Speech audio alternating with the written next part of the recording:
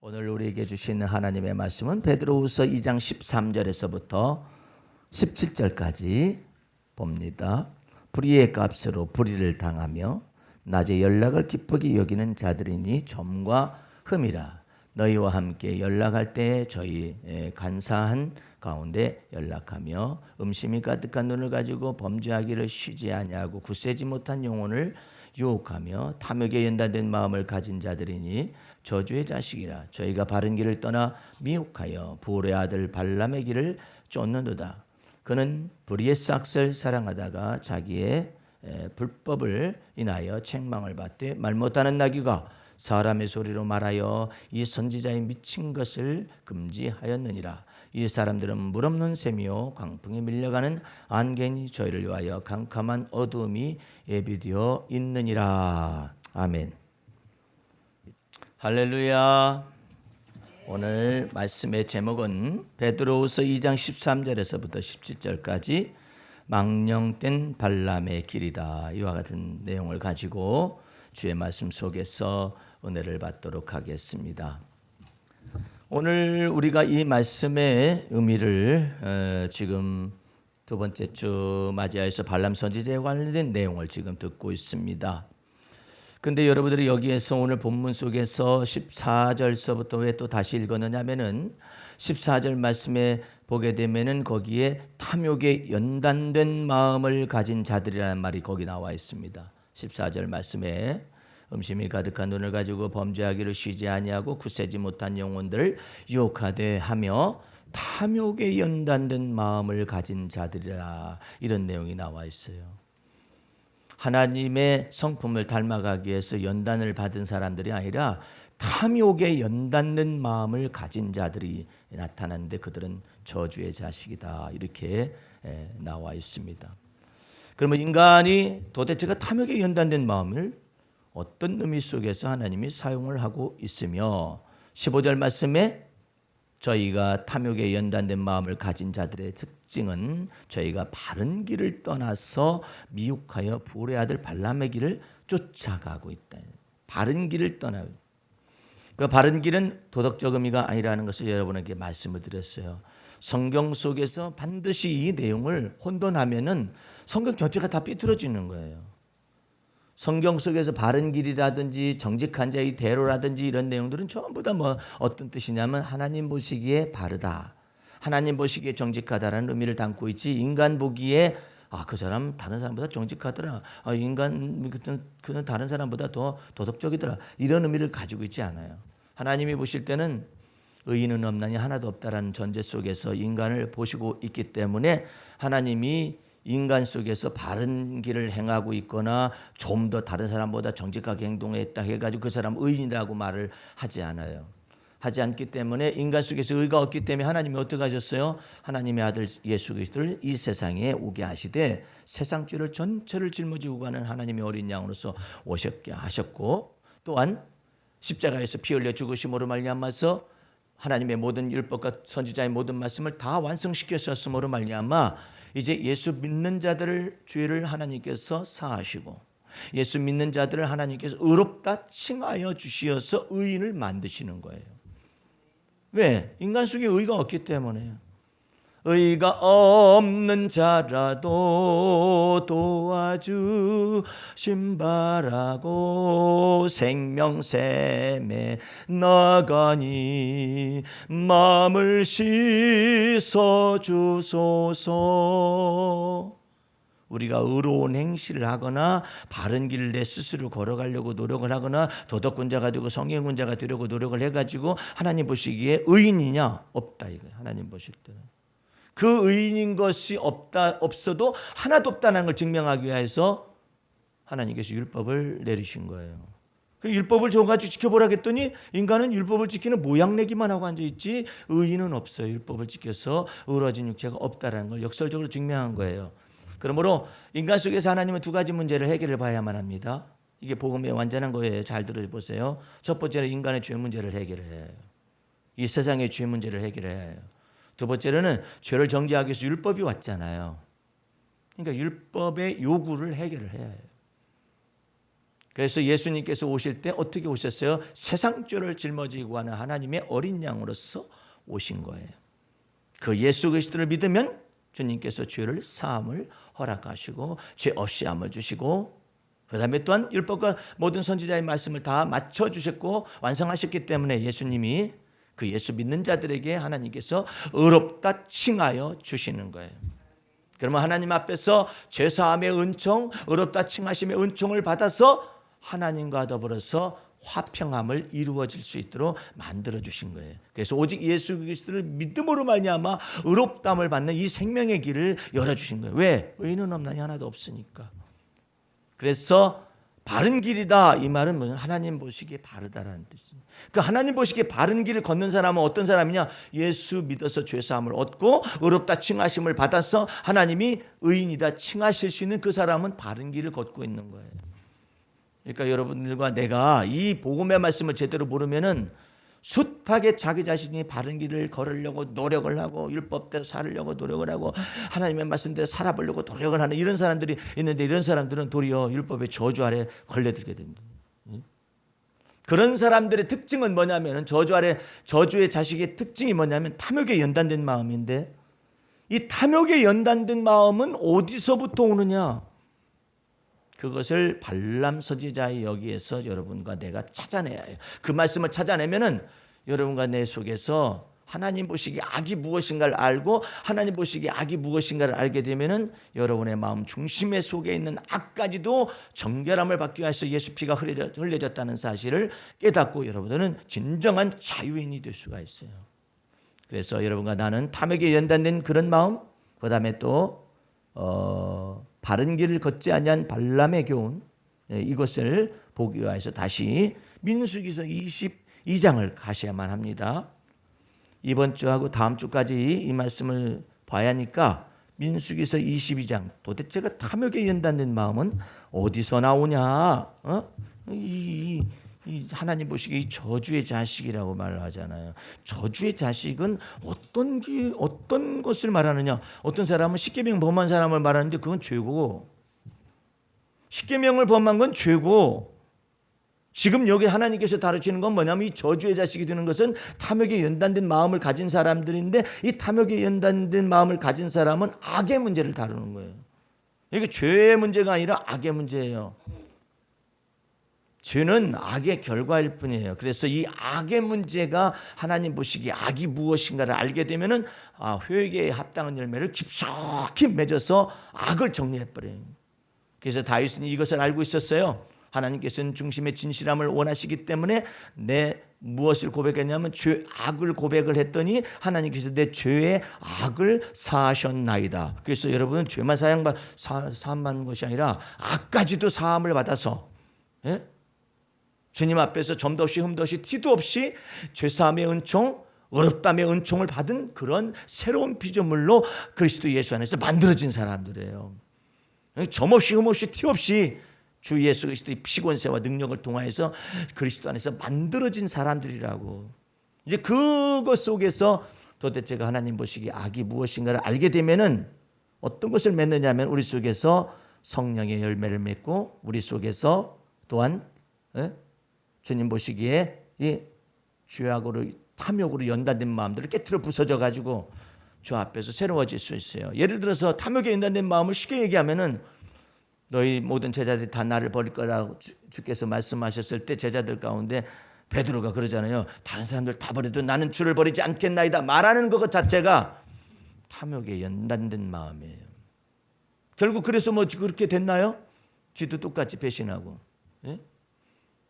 네가 오늘 닭이 울기 전에 3번 나를 부인할 건데, 아닙니다, 말하잖아요. 제가 죽을지언정 부인하지 않겠나이다 했었죠. 그게 탐욕에 연단된 마음인 걸 모르는 거야, 스스로가. 그 모르고 있는 부분이 하나님 보실 때는 악이기 때문에 그걸 제거시키기 위해서 그 악을 지도 깨닫도록 드러내버려요. 내 속에서 선을 행할 능력이 없구나. 내 속에서 의가 있는 줄 알았었더니 주님을 따라서 갈 수 있고 주님을 부인하지 않을 수 있는 그런 의를 행할 능력이 있는 줄 알았었더니 도리어 악이 드러나 버린 거예요. 그래서 예수님을 저주하고 맹세하고 부인하는 자기 자신을 봤었을 때 무엇이 인생은 죽을 수밖에 없는 존재였구나. 그 속에서 누가 예수 핏부림을 통하여 죄사함을 받게 하신 거로구나. 그래서 사함을 받은 것이 많은 사람은 더욱더 주님을 많이 사랑하게 돼요. 사함 받은 것이 적은 사람은 적게 사랑하요. 그래서 여러분과 내 속에서 악의 뿌리가 무엇이며 무엇이 나와 내 가문 속에서 악의 뿌리로 연관되어져 가지고 지금 얽히고 설켜서 하나님 보시기에 복의 근원이 되지 못하게 만드는 것이 무엇인가를 깨달아야 해요. 그 도대체 그 무엇이 하나님 보시기에 나와 내 가문이 맺혀 있을까? 그런데 나와 내 가문을 왜 얘기하는 거예요? 주님의 은총은 어디까지 있냐면 너와 내 집이 구원을 받으리라 했잖아. 그러니까 우리 주님께서 너와 내 집을 구원하기 위해서 나와 내 집 속에 있는 악의 뿌리가 무엇이며 이런 것들을 다 드러내서 땅에서 풀면 하늘에서 풀려져서 실질적으로 복에 근원된 역사가 내 삶 속에서 가문의 역사 속에서 나타나지게 하기 위하여 다 드러냈습니다. 그런데 그 중에 가장 핵심되는 것이 뭐냐면은 모압 왕 발락이 탐욕에 연단된 마음을 가지고 내뱉는 말이에요. 이 내뱉는 말 지난주에 잠깐 봤었죠. 6절 보시기 바랍니다. 우리보다 너는 이스라엘 백성들이 우리보다 강하니 청컨대 와서 나를 위하여 이 백성을 저주하라. 대신 저주하라는 거 아니에요? 혹 쳐서 이기어 이 땅에서 몰아내리라. 그대가 복을 비는 자는 복을 받고 저주하는 자는 저주를 받을 줄을 내가 알미니라. 이렇게 말을 했잖아요. 이것이 가장 큰 인간의 오리지널 신이라고 그래요. 원죄예요. 원죄. 예? 인간 속에서 가장 사악한 죄가 뭐냐면은 이 죄예요. 이 언어예요. 그래가지고 뭐라고 하느냐면은 발람 선지자를 향하여서 그대가 복을 비는 자는 복을 받고 그대가 저주하는 자는 저주를 받을 것을 내가 알고 있지 않느냐. 그러니까 와서 내 대신에 저주해라. 내가 돈 주겠다. 재물을 주겠다. 넘치는 재물을 주고 너를 존귀한 자의 자리에 세워주겠다. 이렇게 말하는 거 아니에요. 이것이 인류 태초의 죄악의 원형이에요. 만약에 이것을 어떤 성도가 와가지고 목사님이 저주하면 저주를 받지 않습니까? 대신 저주해 주세요. 목사님이 축복하면 축복을 받지 않습니까? 대신 축복해 주세요. 이런 투로 성도들이 목사인 사람에게 혹은 교황이나 신부나 아니면 다른 주의 종들에게 이와 같이 요청하고 있다면 이것이 망령된 죄예요. 그 겉으로 보면요 성경 말씀 같아요. 그대가 복을 빌면 복을 받지 않느냐. 그대가 저주하면 또한 저주를 받지 않느냐. 왜? 당신은 발람 선지자니까. 선지자로서 복을 빌면 복이 임하고 선지자로서 저주하면 저주가 임하는 거 아니냐. 이렇게 되고 있어요. 그럼 발람 선지자가 뭐가 돼요? 왕이 되는 거예요. 만유의 주제가 되는 거예요.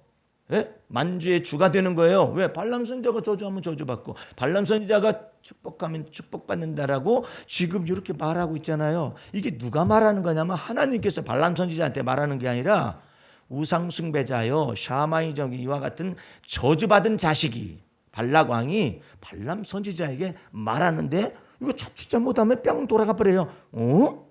나 발람 선지자인데 나 그런 선지자인데 내가 저주하면 내가 축복하면 축복을 받고 그럴싸한데 내가 저주하면 저주를 받고 그럴싸하잖아요.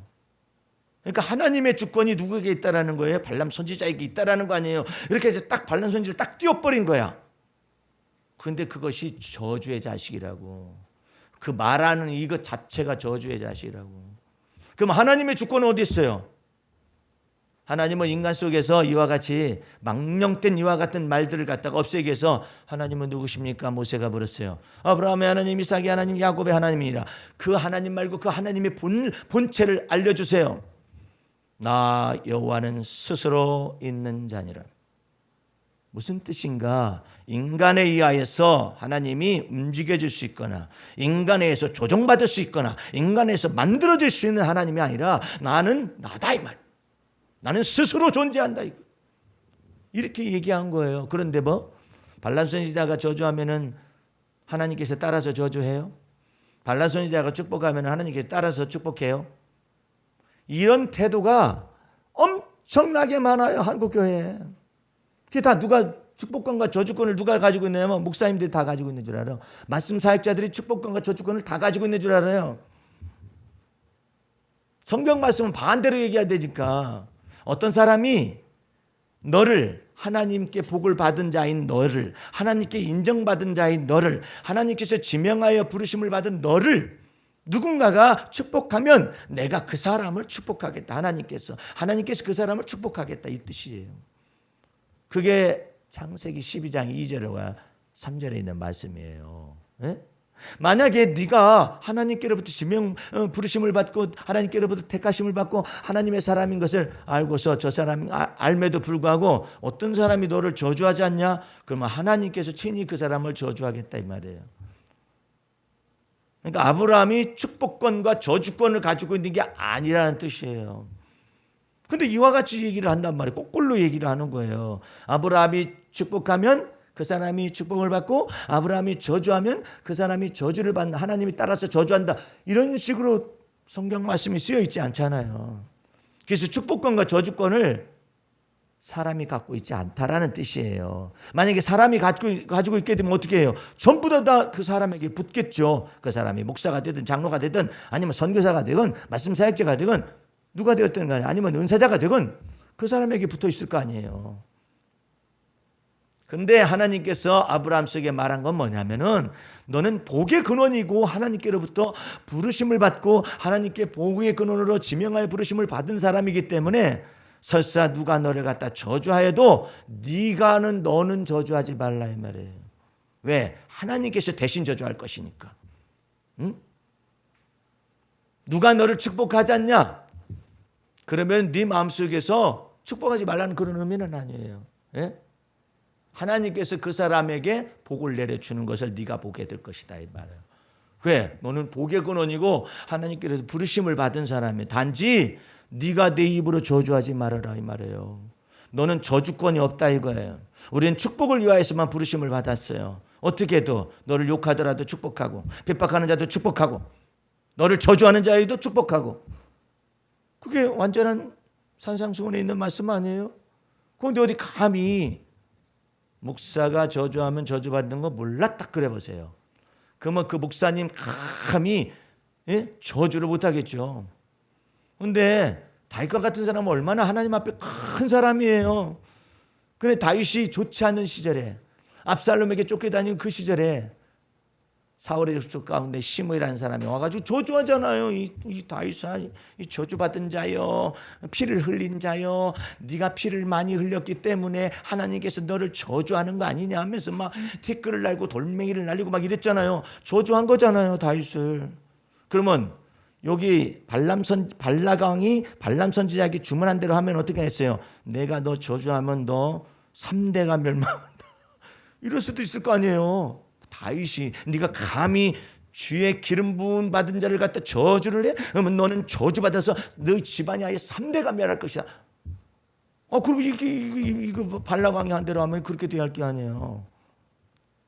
근데 다윗은 주의 복음 진리의 말씀대로 갔어요. 그 시대에 예수 그리스도를 아직 오시지 않았잖아요. 오실 예수 그리스도를 믿을 뿐이잖아요.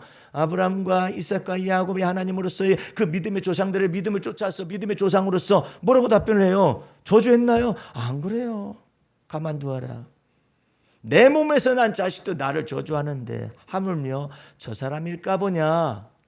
저 사람이 나를 저주하는 것이 아니라 하나님께서 다윗을 보고 저주하라고 저 사람을 통하여 말한 것이 아니겠느냐. 내가 하나님께 복도 받았은즉 재앙도 받지 아니하리요. 이렇게 다 그냥 받아들이고 있잖아요. 이렇게 하나님 보실 때 딱 포인트가 딱 너는 진짜 넌 진리의 말씀이 네 마음에 있고 네 입술에 있구나. 이렇게 되는 거잖아요. 그때 그 거꾸로 얘기하면 어떻게 돼? 다윗이 너 나를 저주해? 내가 누군데? 하나님의 기름 부은 받은 왕이다. 왕인 나를 갖다가 좋지 않은 때라고 네가 나를 저주해? 너와 내 집이 아예 그냥 저주를 받되 3, 4대까지 멸할 것이다. 이래? 아이고. 그게 성경 말씀 속에서 그렇게 말하지 않아요. 복의 근원은 뭐냐면 욕을 욕으로 갚지 말고 악을 악으로 갚지 말고 도리어 복을 빌어주라라는 거 아니에요. 예? 근데 이와 같은 것을 다 뒤바뀌는 거야. 이걸 뒤바꿔 놓는 거야. 이걸 살짝 뒤바꿔 놓는 건데 이것을 보고 이단이라고 하는 거예요. 이걸 살짝 바꿔 놓는 거예요. 근데 이와 같은 메시지를 한국 교회 속에 전하면은 좋아해, 성도들이. 우리 목사님은 특별히 축복권이 있으니까 와서 축복 좀 받아봐. 네? 그러면 반대맘도 성립하잖아요. 우리 목사님 저주권 있어. 함부로 말하면은 저주받아. 이런 내용들이 오가는 거예요. 이거 목사님이 어느 사이 모르게 만왕이 왕이 됐어. 왜? 목사님이 저주하면 저주받고 목사님이 축복하면 축복받으니까. 네? 신부님이 저주하면 저주받나? 교황이 저주하면 저주받고 교황이 축복하면 축복받는 거예요. 네? 그러니까 주 앞에서 복의 근원이라는 것은 통째로 해요.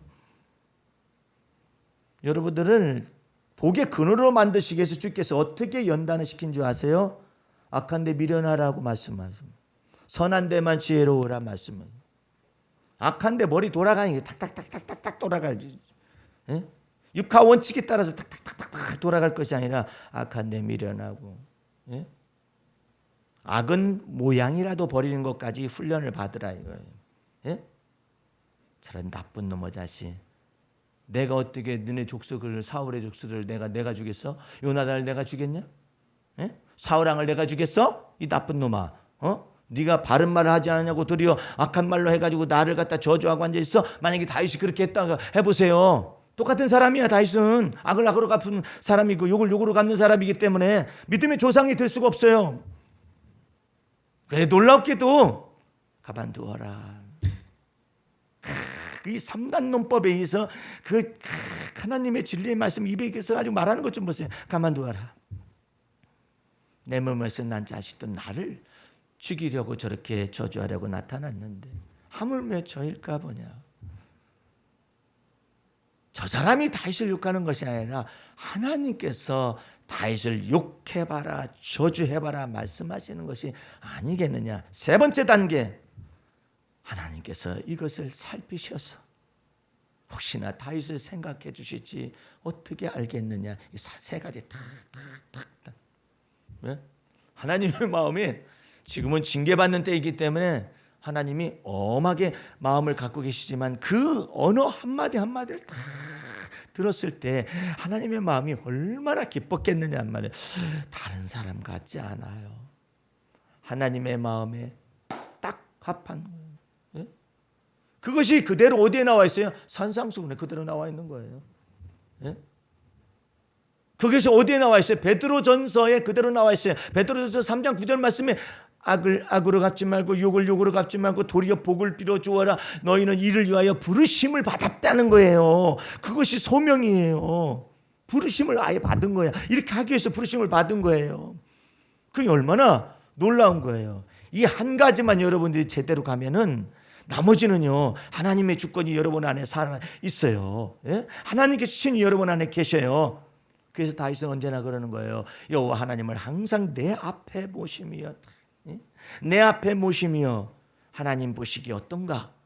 하나님 보시는 그 눈으로 마음의 눈으로서 모든 것을 판단하고 모든 것을 보는 거예요. 여호와 하나님을 내 앞에 모심이여. 예? 하나님이 내 앞에 모시니까 내가 든든하고 요동하지 않는다. 예? 하나님은 내 편이시라. 할렐루야. 뿐만 아니라 여호와 하나님은 나의 산성이시요 나의 상급이십니다. 내가 얼마 전에는 하나님 이게 제 지갑에서 나오시는 마지막 헌금이에요 말한 적이 있었어요. 이게 제 지갑에서 이번 달에 나올 수 있는 마지막 헌금이에요. 내가 이것을 의도적으로 주를 믿는 믿음 안에서 다 털어버립니다. 그 까닭은 주님이 어떻게 행하신가를 보고 싶었어요. 여러분들 그거요. 낚시꾼들은 손맛이라고 그런다고 그러죠. 딱 걸렸을 때 그 아무것도 없는 바닷속에서 뭐가 하나 딱 걸렸네. 이게 이제 손맛이죠. 복싱하는 사람도 딱 얻어 터지다가 한 방 딱 날렸었더니 그래가지고 주먹이 온다 해가지고 손맛을 테니스 하는 사람, 운동하는 모든 사람들이 다 그런 스포츠라든지 모든 거 하면서 짜릿한 경험들을 하고 그러잖아요. 내 마음 중심 속에서는 하나님의 임재와 주는 그리스도시요 살아계신 하나님의 아들이십니다라는 그 살아계신 하나님의 임재를 경험하는 것이 짜릿한 거예요. 그때 내 마음속에서 자 보세요. 주님 마지막 카드 던집니다. 딱 던집니다. 우스갯소리를 하면 주님 신사임당 나갑니다. 마지막 카드 딱 던집니다. 이렇게. 내 마음속에 주님이 하시는 말이 걸작이에요. 나는 마지막 던집니다 했죠. 주님께 드립니다 한다 했죠. 주님께서는 그런 언어로 표현하지는 않고 놀라운 언어로 말해요. 나는 너의 상급이니라. 멋있지 않아요? 예? 상급이면 됐지. 상급이면 그 다음은 나머지는 알아서 하셔야죠. 그죠? 이게 멋있는 거라. 하나님의 이 언어와 이런 것들은 이 멋있는 것의 극치를 달린 사람이 다윗이에요. 예? 여호와가 나의 목자시니 내가 부족함이 없으리로다 이러잖아요. 얼마나 은은해요. 여호와가 나의 목자시니까요 내게 돈을 많이 주실 거예요. 이렇게 말할 수도 있을 거 아니에요. 재물을 부족함이 없게 하실 거예요. 근데 여호와가 나의 목자시니 내가 부족함이 없다라고 말을 해요. 언어가 식상하지 않아요. 그것은 코드 때문에 코드. 내가 여호와 하나님은 나의 목자로 믿는다라는 것이 코드예요. 하나님 나라를 열어가는 코드예요. 그런데 나의 염려의 코드가 있어요. 그것을 돈 없어요 라고 말하는 것보다도 내게 부족함이 없으리로다 그래요. 그 부족함이 없는데 그 다음 말은 더 무시무시해. 그가 나를 푸른 초장에 니시고 실만한 물가로 인도하시느니라. 부족함 얘기하더니 갑자기 큰 거 나오네. 예? 그렇잖아요. 부족함이 없으셔요. 여호와 하나님이 나의 목자시기 때문에 부족함이 없으셔요 말하더니 구체적으로 얘기해버리네 그냥. 그가 나를 푸른 초장에 누이셔. 예? 쉴만한 물가로 인도하셔야 해요. 그러면 이게 한 사람이 아니라는 뜻이에요. 지금 내게 딸린 사람이 많습니다라는 뜻 아니에요? 아니 한 사람을 모두 푸른 초장에 눕혀. 그냥 조그마한 데다 하면 되지. 쉴만한 물가. 그냥 물 떠서 먹이면 되지 이렇게. 목마르냐? 먹이면 되잖아요.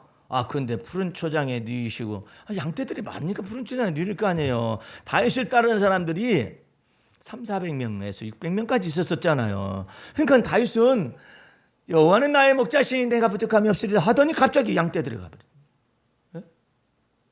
푸른 초장에 누이시고 그 다음에 또 개인적으로 또 가요.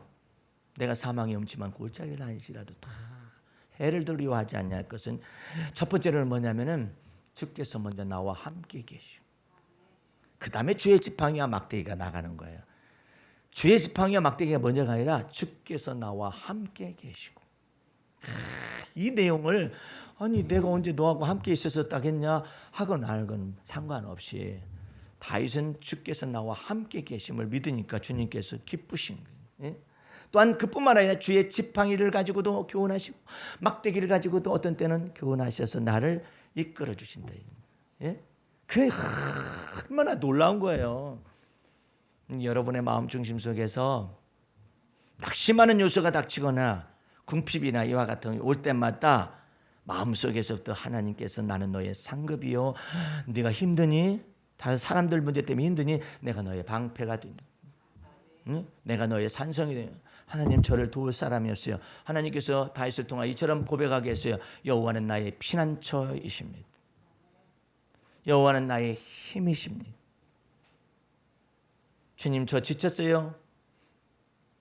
다윗은 그때마다 뭐라고 말해요? 여호와는 나의 힘의 반석이십니다. 언어가요 엄청나요. 다윗의 언어가 엄청나. 나의 힘의 반석. 자기가 힘이 없으니까. 여호와 하나님은 나의 모든 길에 있어서 만날 큰 도움이셔. 환난 중에 만날 큰 도움. 제가 오늘 시편 20편을 처음에 시작할 때 읽었어요. 자주 읽는 것을 여러분들이 볼 거예요. 다 있으시거든요. 여호와 하나님은 환난 중에 나의 돕는 자가 되신. 그 환난 중에 있는 말을 표현을 해요. 환난 중에 주 여호와께서 환난 중에서 너를 도우시기를 원하고, 이렇게. 예? 환난 중에서 여러분의 환난이 무엇인지, 그런 것 속에서 하나님이 나의 도움이시요 나의 힘이시요 피난처라고 그때마다 얘기하기를 원하셔요. 주님이 여기 그 시편 읽을 때마다 그러는 게 아니라 여러분의 모든 상황 속에서 여호와 하나님 앞에서 내 힘의 반석이십니다. 하나님은 나의 지혜요 청명이요 나의 상급이요, 하나님은 나의 기업이십니다. 내 부족함을 채우시는 분이십니다. 내 자녀들 속에서 있는 이 모든 길들을 열어주실 분이십니다. 하나님께 두 눈을 간섭하실 수가 있습니다. 마음을 지으실 수가 있습니다. 이런 내용들을 가지고 주 앞에서 하나 달아보는 거예요. 근데 이 모든 것 가운데서 지금 이게 하나님의 주권을 다 망가뜨리는 거예요. 그대가 복을 빌면 복을 받고 그대가 저주하면 저주받는다 하더라. 내가 그거 안다. 그래서 너 불렀다. 오게 되면 존귀한 자의 자리를 주겠다. 두 번째로 재물을 많이 주겠다. 이것이 저주받은 자식이 가는 길이었어요. 예?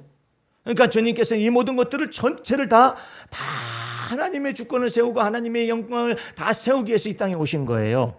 예? 우리가 참고하기 위해서 사도행전 8장을 펴보세요. 여기 저주의 자식이 또 하나 있어요. 사도행전 8장을 펴보세요. 사마리아 지역에 주의 복음의 말씀이 막 증거되니까 베드로와 요한이 내려왔어요. 내려와가지고 막 놀랍도록 말씀을 선포하니까 성령 받는 일들이 막 나타났어요. 그러니까 그것을 쳐다보고 있었던 마술사 시몬이 하는 얘기가 있어요. 자, 사도행전 8장 16절 보세요. 이는 아직 한 사람에게도 성령 내리신 일이 없고 오직 주 예수의 이름으로 세례만 받을 뿐이더라. 이 두 사도가 저에게 안수하며 성령을 받는지라. 시몬이, 여기 마술사 시몬이에요. 사도들의 안수함으로 성령 받는 것을 보고 돈을 드렸어요. 이게 똑같이 발람의 저주받은 자식의 길을 가는 거예요. 가로되 이 권능을 내게도 주어 누구든지 내가 안수하는 사람은 성령을 받게 하여 주소서. 자, 보세요. 발락왕이 말하는 것과 똑같아요. 네가 복을 빌면 다른 사람이 복을 받고 네가 저주하면 저주를 받는다는 뜻, 똑같은 내용의 지금 어조를 말하는 거예요. 돈을 들여 가로되 이 권능을 내게도 주어 누구든지 내가 안수하면, 그러잖아요. 지가 안수하면이잖아요. 내가 안수하면 안수하는 사람은 성령을 받게 하여 주소서 하니 베드로가 가로되 네가 하나님의 선물을 돈 주고 살 줄로 생각하였으니 내 은과 내가 함께 망할지어다. 하나님 앞에서 내 마음이 뭘 못하다고? 여러분 성경에는 어떻게 돼 있어요? 바르지 못하니. 정확하잖아요. 어디에서? 하나님 앞에서 내 마음이 바르지 못하니. 똑같죠? 발람의 교훈하고 똑같잖아요. 바르지 못하니 이 도에는 네가 관계도 없고 분깃될 것도 없느니라. 그러므로 너의 이 악함을 회개하고 주께 기도하라. 혹 마음에 품은 것을 사하여 주시리라. 내가 보니 너는 악독이 가득하며 불의의 메인바가 되었도다 이러잖아요. 이게 지금요 발락왕이 발람 선지자에게 주문을 이루었었던 그 내용이 그대로 여기에 나타나고 있어요. 예? 왜 지금 이 마술사 시몬은 성령의 권능을 달라고 한 거예요? 자기가 안수하는 사람마다 다 받게 하면 얼마나 많은 돈을 걷어들일까? 생각해봐요. 자기가 안수하는 사람마다 다 성령의 선물을 받는다면 얼마나 많은 돈을 걷어들이겠느냐 이 말이에요. 그러니까 이 사악한 자식아 이 말이에요. 이 저주받은 자식. 이 마그너스 시몬이라고 말하는 마술사 시몬은 나중에 예수를 믿었느냐 안 믿었어요. 역사적으로 볼 때. 안 믿고 저주의 자식이 돼가지고 복음의 말씀을 막 뒤틀어지게 만드는 일을 합니다. 그리고 돈을 벌으려고 합니다. 뿐만 아니라 이 시몬을 통하여서 어떤 일이 나타나느냐. 오늘날로 말하면 신학교를 만들었어요. 지가 안수하는 대로 성령 받으니까 신학교를 만들었어요. 그래가지고 성직을 팔기 시작을 했어요. 돈 주고. 성직을. 그러니까 사도도 지가 임명하는 거야. 왜? 안수하면 되니까. 자기 마음대로 이대로 성직을 팔기 시작을 했어요. 그 성직을 팔기 시작한 이 저주받은 자식으로 인하여 언어가 발생했는데 그것이 바로 시모니즘이에요. 시모니즘을 네이버라든지 거기에 딱 치면 뭐가 나냐면은 이 성직을 매매하는 작자라는 뜻이 거기에 나와 있어요. 오늘날도 무조건 갔다가 막 목사 안 손자 그래요. 한 달도 못 됐는데 집사님이 목사님이 돼가지고 나타났어. 이거 어떻게 된 거야? 이거 지금? 갑자기 나타났네? 어디서 받는 얘기? 돈 주고 받은 거예요? 어떤 사람은 이 땅에서 받는 것은 부족하다는 거죠. 그래서 어떻게 하냐면 미국 건너가면서 비행기 안에서 받아버려. 비행기파가 있어요. 비행기파가. 뭐 거기까지 갈 필요가 있냐 이거야. 지 마음대로 하면 되잖아요. 그냥 비행기 안에서 그냥 안수해가지고 너는 이제 이후로는 목사인이라 이렇게. 비행기면서는 하겠어요? 물속에서도 해버리지 그냥. 이런 일들이 벌어져서 그것을 시모니즘이라 표현했다. 시모니즘. 이런 것들 때문에 소위 말해서 성직 매매가 나타났는데 이것은 그대로 어디로 가느냐? 중세 로마 카톨릭에 그대로 전염이 됐어요. 그대로 나타나는 거예요. 그래서 여러분과 나는 이제 이와 같은 모든 여호와 하나님 보시기 악한 것이 우리 속에 모르는 사이에 있어요. 대소원에 하나님이 다 응답하셔야 한다는 거예요. 주님의 뜻을 내 안에 이루시옵소서가 아니라 내 뜻대로 해주시죠. 이렇게.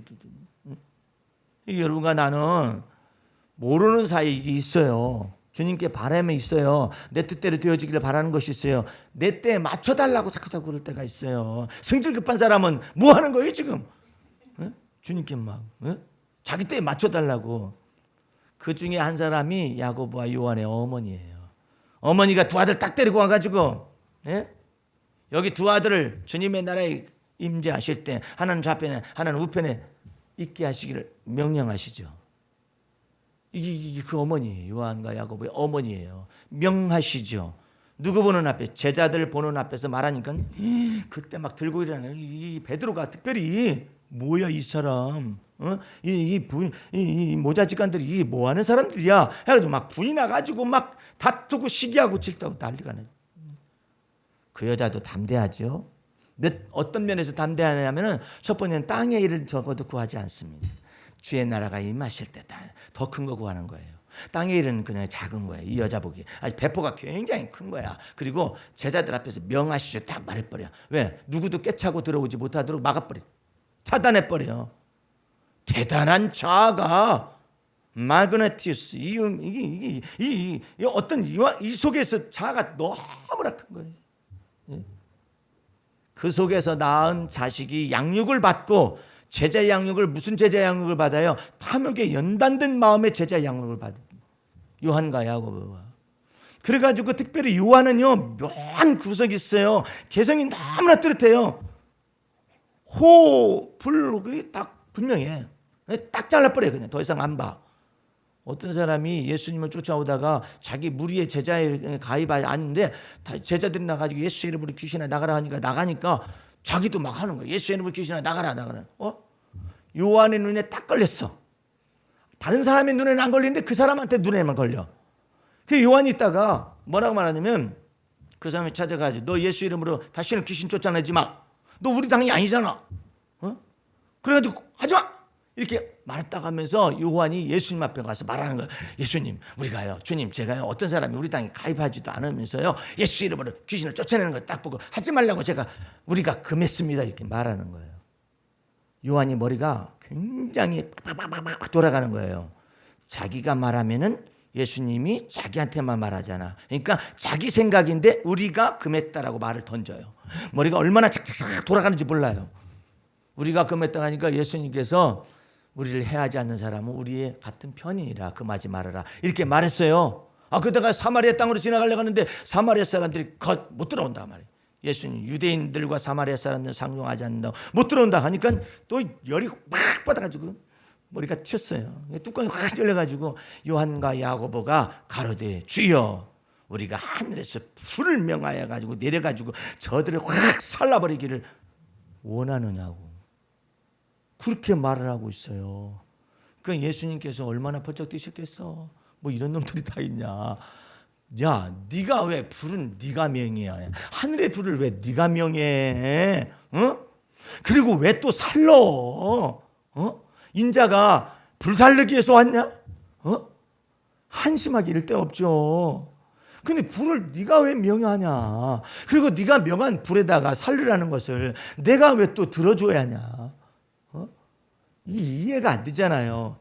이런 맥락들이 전부 다 발락왕의 악에, 발람 선지자의 악에 이 라인에 쫙 서 있는 거예요. 이게 하나님 보시기에 악을 행하는 것이라니까 이걸 부르는 거예요. 여러분들은 in his time, in his time. 주님의 때를 기다린다. 그분의 때를 기다릴 줄 아는 것을 잘 배워야 해요. 우리의 믿음의 주로 우리를 온전케 하시는 예수님이기 때문에 그분의 때에 그분이 하실 일을 하실 거예요. 우리는 그것을 어떻게 해요? 믿는 거예요. 예? 우리의 믿음의 주를 온전케 하시는 예수를 그래서 바라보는 것을 시시때때로 연습을 해야 해요. 그것이 우리 해야 할 일이에요. 주님, 이때에도 이와 같은 상황이 벌어졌는데 이때에도 주님이 하셔야만 합니다. 이때에도 주님이 일을 행하시고 일을 지어 성취하셔야만 합니다. 이걸 해야 하는데 당장 효과가 안 나타났다 해가지고 그냥 막 주님이 이러실 수 있느냐고 말해. 예? 실망됐어요. 주님. 지가 믿기는 얼마나 잘 믿었다고 실망을 했을까요? 믿는 것은 그냥 짧게 믿고 실망하는 것은 길어요. 예? 그런 이 속 좁아 터진 밴댕이 소가지들을 어떻게 하면 좋아요? 그러니까 이와 같은 사람들 속에서 하나님께서 콧구멍을 뚫어주는 시간이 길어. 계속해서 길어. 왜? 믿었다, 안 믿었다, 안 믿었다, 믿었다, 의심했다, 믿었다, 의심했다. 이러니까는 주님께서 이 콧구멍에 바람이 들어가서 조금이라도 좀 시원하게 해주는 것이 길어. 왜 이렇게 내 세월은 긴지 모르겠습니다. 예? 주님을 어린아이같이 믿어보세요. 그러면 주님께서 어린아이같이 믿기 때문에 주께서 역사하신 속도가 빠른데 어린아이같이 믿는 것이 아니라 믿었다 안 믿었다 믿었다 안 믿었다 이 오두방정을 떨고 앉아있어요. 그러니까 주님께서 내가 너를 어디다 맞춰주래? 에? 내가 맞춰줄 수가 없다. 내가 너를 갖다가 네가 믿었다 안 믿었다 하잖아. 그래서 사도 바울이 이런 말을 쓰는 거예요. 주 예수 그리스도를 변함없이 믿는 자들에게 하나님의 은혜가 있을지어다. 변함없이 믿고 있어야지. 주님을 믿는 믿음이 누가 너보고 어떤 일을 크게 하라고 그랬어? 믿고 있어라. 주께서 아이고 제가 믿고 있는데도요 일이 막 더 꼬이는 것 같아. 꼬임에도 불구하고 믿어라. 에? 꼬임에도 불구하고 그 순간 속에서도 너 믿음을 믿을 수 있느냐 이거야. 그 속에서 하나님께서 일을 행하시고 일을 지어서 성취하고 있음을 너 믿을 수가 있느냐. 그런데 그 부분에 가서 믿지를 않아요. 믿지를 않고 자기가 무엇인가를 안 해가지고 지금 주께서 역사하시지 않는다고 생각을 하는 거예요. 그러니까 속에서 막 악이 막 나오는 거예요. 어떤 사람은 이스라엘 백성들이 또 그와 같은 상황이 있었어요. 광야 생활 속에서 이 악이 막 다 드러나요. 물이 없으니까 금방 뭐라 하냐면 하나님이 어디 계시냐 이래. 아니 출애굽 400년 동안의 출애굽 구원을 주셨잖아요. 홍해 바다가에서 멸망할 것 같았는데 하나님께서 바로의 군대를 멸망을 시키고 이스라엘 백성은 건너왔잖아요. 건너오자마자 첫 번째가 뭐냐면 물이 없다고. 불평하고 하나님이 계시면 이럴 수가 있느냐고 그래요. 이게 막 악이 막 드러나는 거죠. 이렇게 믿으면 어떨까요?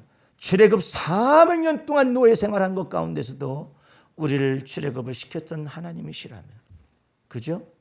홍해 바다가 있음에도 불구하고 그것을 열어서 바다 밑으로 걷게 하셨잖아요. 패러글라이딩을 해가지고 딱 넘어온 것이 아니잖아. 바다를 열었잖아. 왜? 열어서 걸어봐야 알아.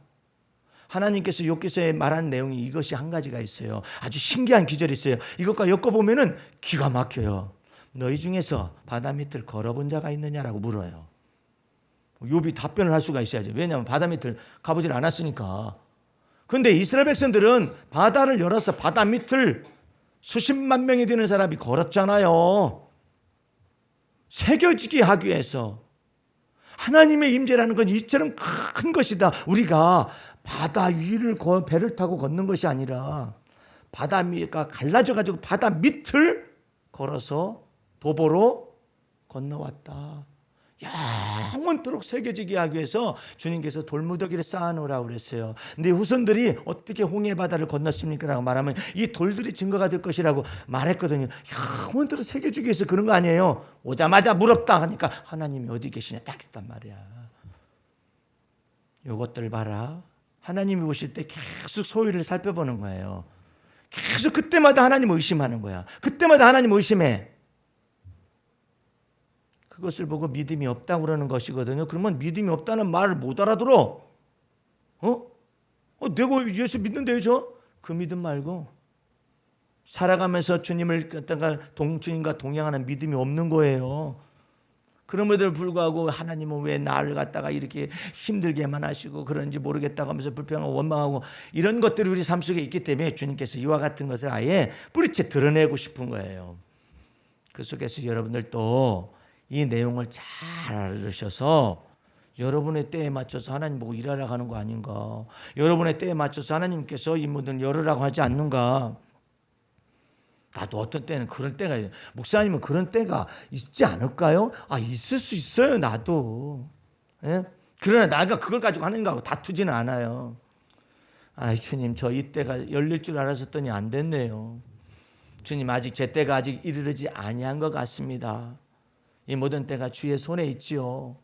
목사님 답답하지 않아요? 답답한 건 지나갔어. 여태까지 답답했는데 뭐. 주를 믿는 믿음 보고 그냥 나아가고 있는 것인데요. 뭐. 그럼에도 불구하고 하나님 마음에 쏙 들게 주님은 주님의 때에 일하실 걸 믿습니다. 주님은 저를 위하여서 일을 행하시는 분이시며 주님은 저를 위하여서 모든 것을 행하시는 분이십니다. 이야기하는 것이죠. 그럴 때마다 주님이 얼마나 기쁘시겠어요. 목사님은 어쩌면 그렇게 시를 주의 날 예찬 같은 거 쓸 때 어떻게 이렇게 마음속에 그냥 이런 것들이 생각날까요? 얼마나 답답한 일이 많았었으면 그런 글귀가 막 나오겠어요. 예? 얼마나 답답한 일. 목사님 가운데 시인인 분이 한 분이 계신데 내 시를 기도시를 딱 받아보더니 정말 목사님이 여러 가지 상황 가운데 많이 있어봤나 봐요. 많이 힘든 시간들을 지나왔었나 봐요. 알아보잖아요. 그 언어가 좋다게 되어지고 갈아서 엎어가지고 이 갈고 이게 조여가지고 딱 이게 갈고 다듬어가지고 이 언어가 한마디 한마디씩 나오는 거 아니에요. 근데 그것을 아는 사람들은 자기가 그와 같은 시련을 많이 겪어본 사람 안단 말이에요. 그러니까 이런 것 속에서 주를 믿는 믿음 안 속에서 내가 어떻게 해야 이 언어 속에서 나도 여기서 에이씨 이런 생각이 나올 수도 있어. 내가 여기서 정말 실망되고 낙심돼요. 주님 이럴 수도 있어요. 그런데 이 모든 언어들을 표현함으로 인하여 내 마음속에 마지노선을 밑바닥을 다 둘러뻗어서 내가 환난 중에 있는 나의 영혼을 아시는 주여 이래. 내가 환난 중에 있는 내 영혼을 아시는 주여 이래. 그게 다윗의 언어거든요. 아이고 얼마나 다윗이 힘들었으면 환난 중에 있는 내 영혼을 아시는 주여 이랬겠어요. 그 바닥 지나가잖아요. 막 그냥 하나님을 불평하고 원망할 수도 있어요. 그런데 다윗의 생애 속에 그것이 없었어요.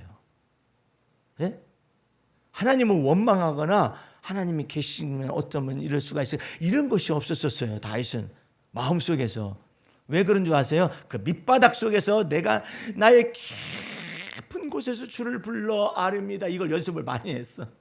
내가 환난 중에 있는 내 영혼을 아시는 주님 앞에서 내가 이와 같은 걸 말을 합니다 하면서 이 내용을 아르는 거예요. 그때 토설을 하고 자백하고 해서 밑바닥을 그냥 딱 주 앞에서 토설해서 심령을 다 토해내는 방법을 아는 거예요. 근데 여러분들 가운데는 그런 걸 하지도 않으면서 왜 이렇게 나는 믿음이 없대요? 믿음을 갉아먹어버려요. 불평이 먼저 와서 믿음을 갉아먹어버려요. 의심이 먼저 와서 믿음을 갉아먹어버려요. 왜 그러느냐? 자기가 그 의심나는 것들을 전부 주 앞에서 토설을 하고 인정을 하고 나는 이런 사람입니다. 나를 고쳐주세요. 이것이 없으니까 주님께서 쏟아부을 것도 없어요. 그러면서 왜 나는 믿음이 왜 잘하지 못한대요? 내가 너무 많아서 그래요. 예. 내가 너무 많아가지고 믿음이 자랄 만한 저 토양이 구성이 안 돼 있어요. 그 길가밭이고 돌짝밭이고 가시떨기밭을 가지고 있는 저를 주여 믿습니다. 이러면 될 것 같아요? 안 돼요. 누구든지 주를 따라오려면 자기를 부인하고 자기 십자가를 짊어지고 주를 쫓아오라고 그랬잖아요. 이 내용이 없으니까 믿음이 자라질 못하는 거예요. 성령께서 내 속에 역사하시지 못하고 또한 나와 관계된 사람들 속에서 역사하실 수가 없는 거예요. 이제 여러분들은 다시 한번 이 믿음의 방향 속에 들어가서 탐욕에 연단된 사람들의 이 마음 속에서 벗어나서 여러분들을 길가밭이나 돌짝밭이나 가시떨기밭에서 완전히 기경을 해가지고 여러분들을 주님께서 고운 가로 만드시고자 원하시고 그 다음에 좋은 땅을 만들어가지고 씨앗을 뿌리면 30배, 60배, 100배 교실이 맺혀질 수 있도록 하기 위하여 여러분을 훈련시키는 줄 믿습니다. 그러니까 이때마다 어떻게 해요? 나의 믿음의 주여 나를 온전케 하시는 예수 바라봅니다. 그 속에서 눈물도 나기도 하고 그 속에서 심령을 토설하기도 하고 그 속에서 주여 나의 사정을 아시는 주여라고 말하기도 하고 내가 사망에 훔치면 골짜기를 다닌다 할지라도 해를 두려워하지 않는다고 말하기도 하고 이럴 수 있어야 한단 말이에요. 그때 우리 주님께서 아브라함의 하나님이 뿐만 아니라 이삭의 하나님뿐만 아니라 야곱의 하나님뿐만 아니라 여러분과 나의 하나님으로서 오실 줄로 믿습니다. 다 같이 기도하겠습니다. 우리 하나님 아버지 감사 찬미를 올립니다. 우리의 생애 속에서 하나님은 우리의 왕이시요 만주의 주가 되시며 만유의 주제가 되셔서 우리 속에 왕으로 임재하시는 줄로 믿사옵나이다. 주님은 우리의 임금님이시오 왕이시로 임재하실 수 있도록 우리 속에 살아계시옵소서. 내가 사는 것이 아니라 그리스도가 내 안에 사시게 될 때 우리 주님께서 내 속에서 주님의 놀라우신 하나님의 성품을 만들어주시고 또한 성령의 열매도 참여케 하시며 하나님의 성품 가운데서 놀랍도록 새롭게 하여 주실 줄로 믿사옵나이다. 우리 주님 우리와 갈 길 다 가도록 우리의 삶을 이끌어 주실 걸 믿사오며 모든 말씀을 예수님의 이름으로 기도하였습니다. 아멘.